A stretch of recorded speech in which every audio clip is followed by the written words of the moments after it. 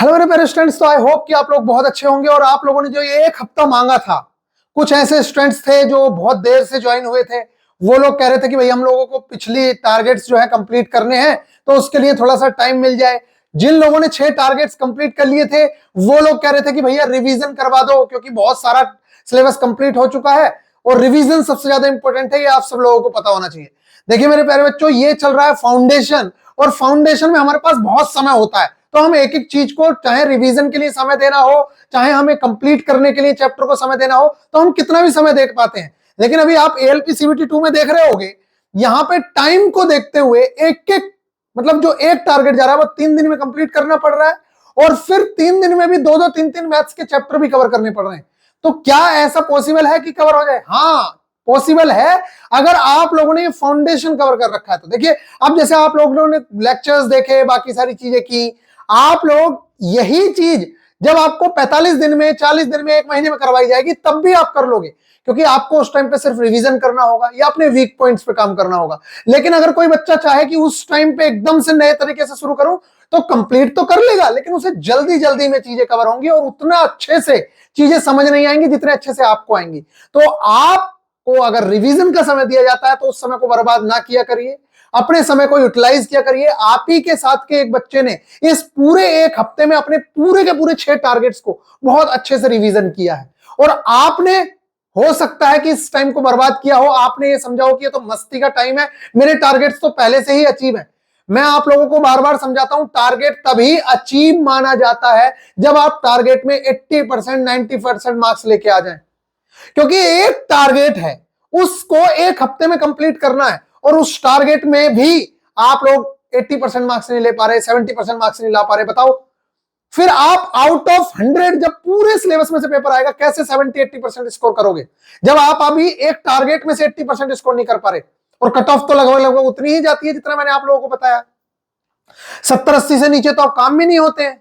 तो मेरे प्यारे बच्चों, अपने टारगेट्स को तभी 100% कंप्लीट माना करिए जब आप अपने टारगेट में जितनी चीजें दी गई हैं वो आपको याद हो जाएं, उन चीजों को आप कवर कर लो, उनसे रिलेटेड जो चैप्टर्स आपने कवर कर लिए हैं आपके प्रीवियस ईयर बनना शुरू हो जाए, तब मानिए कि मेरा टारगेट 100% अचीव हो गया है, और आप कम से कम 85% मार्क्स टेस्ट में लेके आ जाएं टारगेट वाले में, तब जाके मानिए कि टारगेट कंप्लीट हुआ है। नहीं तो मेरे प्यारे बच्चे, अपने टारगेट को अधूरा मान के बार बार रिवीजन और प्रैक्टिस में लगे रहिए, नहीं तो एक टाइम ऐसा आएगा कि आप लोग इस भुलाई में रहोगे कि मैं तो टारगेट अचीव कर रहा हूं, और रियलिटी आपके सामने होगी कि आप कुछ नहीं कर रहे हैं। इसलिए जो चीजें करवाई जाती हैं उन चीजों की वैल्यू समझिए। हमारा है टारगेट डे 7, और बहुत बेहतरीन तरीके से पिछले 6 टारगेट आप लोगों ने कंप्लीट किए हैं। हाँ, निश्चित तौर से एएलपी वालों की झंझट खत्म हुई थी मार्च में, लेकिन फिर से वो झंझट दोबारा से आई, जिसकी वजह से आप लोगों के टाइम में थोड़ी सी दिक्कत हुई, लेकिन कोई दिक्कत नहीं है। इस टाइम को आपने यूटिलाइज किया अपने रिवीजन के अंदर, और अब फिर से चालू है, और बेहतरीन तरीके से आप लोगों के टारगेट्स हम लोग कंप्लीट कराएंगे। रिवीजन सबसे ज्यादा इंपॉर्टेंट होता है, और जिस बच्चे ने रिवीजन नहीं किया है, ये मान के चलिए कि कितना भी पढ़ ले वो बच्चा, वो आउटपुट नहीं देगा। जो आउटपुट रिवीजन वाला बच्चा देगा, उतना अच्छे आउटपुट उससे कभी आप एक्सपेक्टेशंस नहीं रख सकते हैं। ये मान के चलिए आप, 100% सही है ये बात। हमारा है टारगेट डे 7, और बिना किसी टाइम को वेस्ट किए हुए हम लोग अपने टारगेट डे 7 पे चर्चा करेंगे। उससे पहले मैं बता दूं, बहुत ही नॉमिनल सी फीस में हम लोग एएलपी सीबीटी 2 की तैयारी लास्ट टाइम बूस्ट करा रहे हैं, और ये मैंने आप लोगों को बताया क्यों, क्योंकि हमारे घर जो एक फैमिली मेंबर है, न्यू फैमिली मेंबर, यानी कि मैं पापा बना हूं, उसके खुशी में ये हम लोगों ने 99 रुपीज में उन लोगों को बहुत बेहतरीन तैयारी करा रहे हैं, जिसके रिव्यूज बहुत अच्छे हैं, बच्चे बहुत इंजॉय कर रहे हैं उस चीज को। तो अगर कोई ज्वाइन करना चाहे तो वो ज्वाइन कर सकता है। बाकी ग्रुप डी का अगर कोई टारगेट ज्वाइन करना चाहे तो निश्चित तौर से ज्वाइन कर सकता है, लेकिन आपको पीछे टारगेट डे 0 से एक चीज को कंप्लीट करना होगा, तब जाके आप हमारी चोट पकड़ पाओगे, नहीं तो और थोड़ा सा वेट करना पड़ेगा। और फिर जैसे ये सीबीटी 2 खत्म होगा, फिर हम लोग एएलपी सीबीटी 1 और ग्रुप डी के बारे में दोबारा से सोचेंगे, जो न्यू स्टूडेंट है आपके लिए नहीं, आप अभी इसी में कंप्लीट करेंगे चीजें। यहां पे बात करते हैं static GK and current GK की। मेरे प्यारे बच्चों, 10 प्रमुख आविष्कार और आविष्कारक, इन्वेंशंस और इन्वेंटर्स, ये आप लोगों को याद करने हैं। ये बहुत ही इंपॉर्टेंट टॉपिक है। 1 से 2 क्वेश्चंस आप लोगों को हर एग्जाम में देखने को मिलते हैं कि बता दीजिए कि रेबीज के टीके की खोज किसने की, बताइए टेलीफोन की खोज किसने की। ठीक है, इस तरीके के न जाने कितने क्वेश्चंस आप लोगों से पूछ लिए जाते हैं। तो मेरे प्यारे बच्चों, एक बार में अगर मैं ये याद करने देता हूं तो आप याद नहीं कर पाएंगे। तो जिस तरीके से हमने डेट्स को याद किया कि जनवरी की इंपॉर्टेंट डेट्स, फरवरी की इंपॉर्टेंट डेट्स, इसी तरीके से मेरे प्यारे बच्चों हम लोग 10-10 आविष्कार आप लोगों को देंगे। उन 10 आविष्कार को आप पर टारगेट कंप्लीट करोगे तो अगले 4-5 टारगेट के अंदर आपके सारे के सारे जो आविष्कार हैं वो याद हो जाएंगे। और यही एकमात्र तरीका होता है, जब कोई चीज बहुत ज्यादा क्रिटिकल हो, याद ना हो रही हो, तो उसे थोड़े थोड़े चीजों में बांट दिया जाना चाहिए, तभी वो याद होती है। नहीं तो एक बार में अगर लिपटने की कोशिश करोगे तो एक बार पढ़ लोगे भले की, लेकिन वो आपको याद नहीं होगा। ये हम याद करेंगे। इसके अलावा प्रमुख समाधि स्थल, बांदे ने क्या लिख दिया, मेजर, वाह। इसको सिमेट्री बोलते हैं, सिमेट्री बोलते हैं प्रमुख समाधि स्थल को। तो मेरे प्यारे बच्चों, आप लोगों से कई बार पूछा जाता है कि महात्मा गांधी जी के समाधि स्थल को क्या कहा जाता है। ये तो आप कमेंट में भी बताइएगा, ये मोस्ट इंपोर्टेंट क्वेश्चन है आप लोगों से पूछता है वो। जवाहरलाल नेहरू के समाधि स्थल को क्या कहा जाता है, ऐसे क्वेश्चंस आप लोग, या किस नाम से पुकारा जाता है। तो इनके नाम है, स्पेशली रखे गए नाम कि इनके समाधि स्थल को ये बोला जाता है, इनके समाधि स्थल को ये बोला जाता है, तो वो आपको याद होने चाहिए। ऐसे क्वेश्चंस कई बार पूछे गए हैं, समझ आ रही है। और ये क्यों पूछा जा सकता है, मनमोहन सिंह जी के समाधि स्थल को लेके बहुत ज्यादा चर्चाएं हुई थी और ये बहुत ज्यादा टॉपिक चर्चाओं में रहा था, इसलिए यहां से क्वेश्चंस आपसे बन सकता है। नेक्स्ट क्वेश्चन है राष्ट्रीय उद्यान एवं बाघ अभयारण्य। ये बहुत ही ज्यादा इंपॉर्टेंट टॉपिक है, आप लोगों से पूछ लिया जाता है, बताइए नेशनल कॉर्बेट पार्क कहां पर है, ये नीचे कमेंट करके बताइएगा। इसी तरीके से आप लोगों से पूछा जाता है सुंदरवन कहां पर स्थित है, समझ रहे हैं। बहुत सारी चीजें आप लोगों से पूछ ली जाती हैं। एक सींग वाले गैंडे के लिए कौन प्रसिद्ध है, इस टाइप के क्वेश्चंस आप लोगों से पूछ लिए जाते हैं मेरे प्यारे बच्चों। तो ये क्वेश्चंस को याद करना अभी बहुत आसान है, अभी तो आप याद कर सकते हैं, लेकिन लास्ट टाइम पे याद करने की कोशिश करोगे तो दिमाग में खिचड़ी पक जाएगी। इसलिए कहते हैं कि अभी हमारे पास बहुत टाइम है, एक एक चीज को हम कवर कर लेंगे, बाद में हमारे पास टाइम नहीं होता है, चीजें खिचड़ी मच जाती है। तो इन सब चीजों को हम कवर करेंगे स्टैटिक जीके के अंदर। अब बच्चे कह रहे हैं कि भैया करंट भी कराना स्टार्ट करो, करंट भी करेंगे, लेकिन ऐसी जो बदले ना। मैं अगर अभी करंट करा देता या 1 साल पहले की करंट कराने लग जाऊं, उससे फायदा नहीं है मेरे प्यारे बच्चों। जैसे ही एग्जाम की डेट आती है उससे पहले का जो 1 साल होता है, 6 महीने होता है, बस वही इंपॉर्टेंट होता है। इसलिए आप लोगों को जो करवाया जा रहा है उस पर फोकस करिए, बहुत इंपॉर्टेंट है।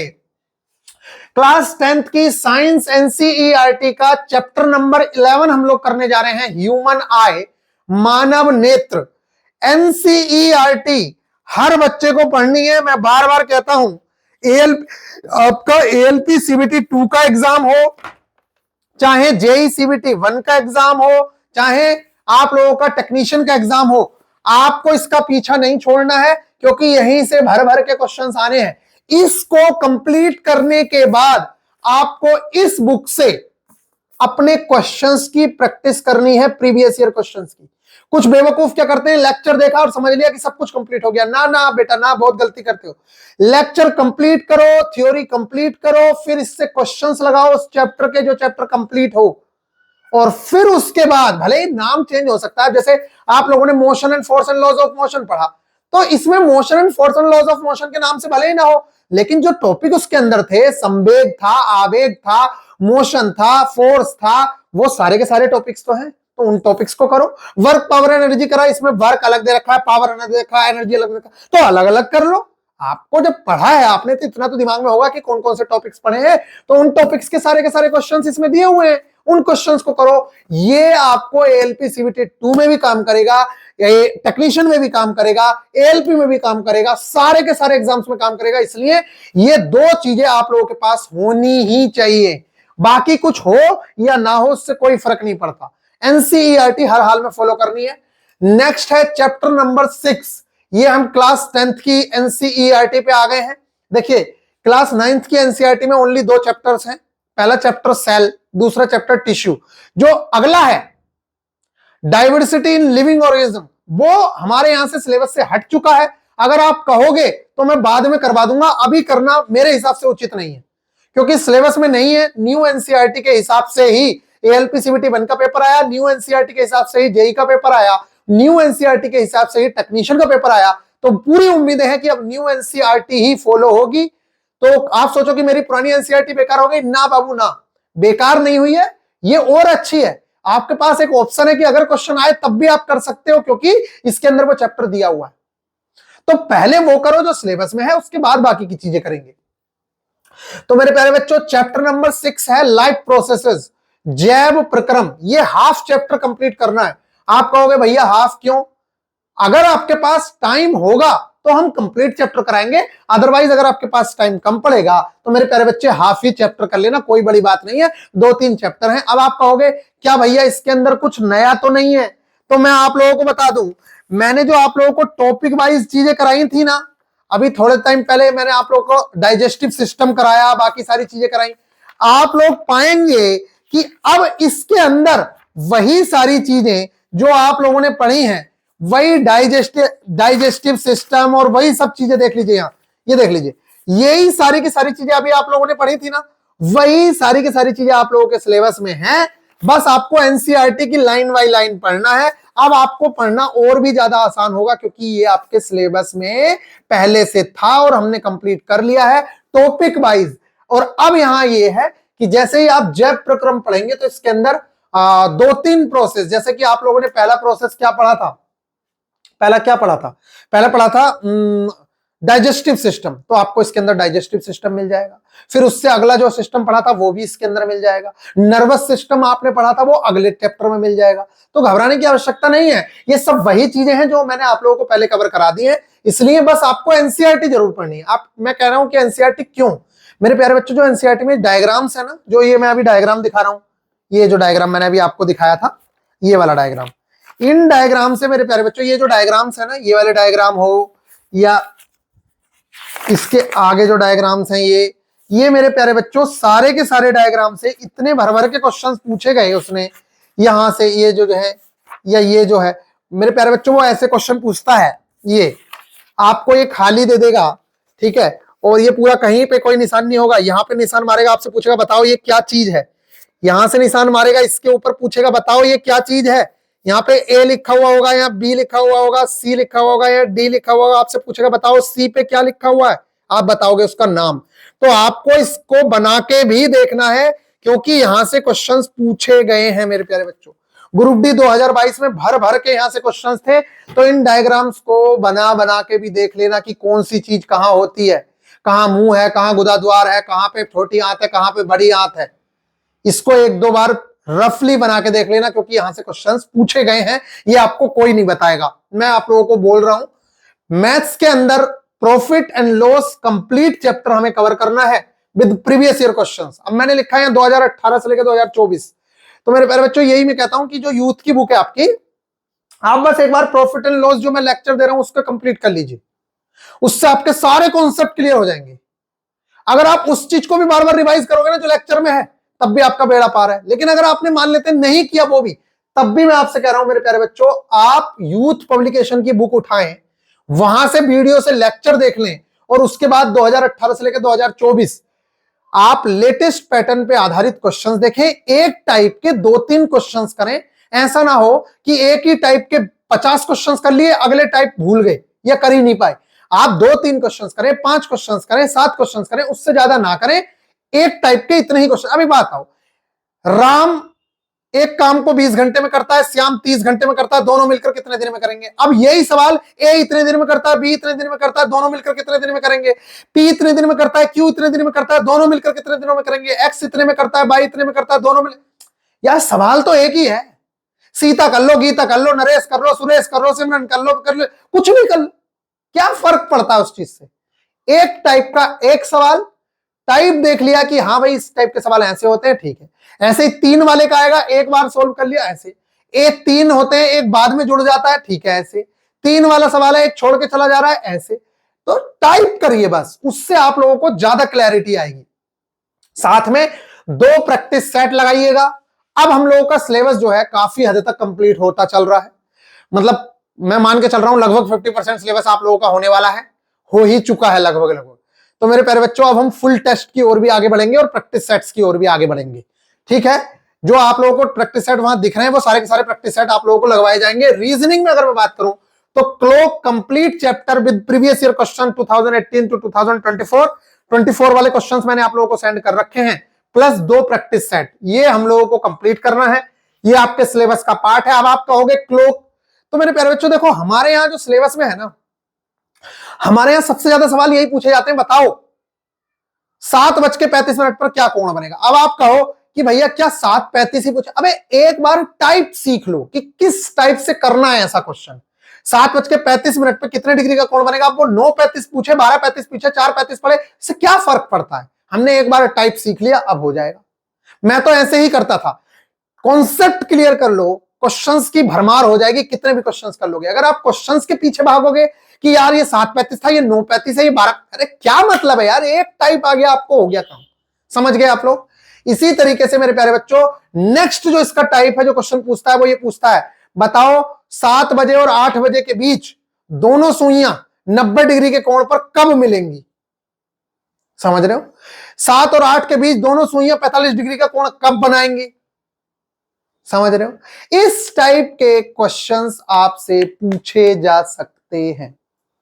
समझ गए या नहीं समझे। तो मेरे प्यारे बच्चों ऐसे क्वेश्चंस आप लोगों से पूछे जाते हैं, प्लस 2 प्रैक्टिस सेट आप लोगों को कवर करने हैं। छोटा एंगल और बड़ा एंगल पूछ लेता है कि 7:15 पर दोनों सुइयों के बीच बनने वाले छोटा एंगल क्या होगा, 7:35 पर दोनों सुइयों के बीच बनने वाला बड़ा एंगल क्या होगा। समझ रहे हो, तो इस टाइप के क्वेश्चंस आपसे पूछे जाते हैं, तो उनके लिए आपको रेडी रहना है। बाकी ये जो कंटेंट है ये सारा का सारा वीआईपी गुरुजी ऑफिशियल एप्लीकेशन के टेलीग्राम ग्रुप पे आप लोगों को मिलता है। और मेरे प्यारे बच्चों जैसा कि आप सभी लोगों को बताया गया है कि जीरो टू हीरो आप लोगों की ये टारगेट सीरीज चल रही है और एक एक चीज हम लोग बहुत बेहतरीन तरीके से निपटा रहे हैं। अगर कोई भी बच्चा जुड़ना चाहे तो इस समय पे जो फीस है वो 499 की जगह 450 कर रखी है। इस फीस को घटा के अभी 400 रुपए किया गया है, सिर्फ और सिर्फ बाबू की खुशी में। तो कोई ज्वाइन करना चाहे तो वो ज्वाइन कर सकता है। मिलेंगे नेक्स्ट वीडियो में, ख्याल रखिएगा। बाकी कौन सा टेस्ट कब लगाना है ये सारी की सारी इंफॉर्मेशन हम देंगे। आप ये 1 हफ्ते में टारगेट पूरा करिए जो टारगेट दिया है, फिर इसके बाद हम आपको बताएंगे कौन सा टेस्ट लगाना है, कब लगाना है, क्या करना है। सारे टेस्ट का यूज करेंगे, लेकिन पहले सिलेबस कंप्लीट होना चाहिए टेस्ट लगाने के लिए। मिलेंगे नेक्स्ट वीडियो, आधा तो कंप्लीट हो, 40% तो कंप्लीट हो, तभी तो मजा आएगा। बाकी चैप्टर वाइज टेस्ट आप लगाते रहिए, जो जो चैप्टर कंप्लीट होते जा रहे हैं उनके टेस्ट लगाते रहिए। मिलेंगे नेक्स्ट वीडियो, ख्याल रखिए।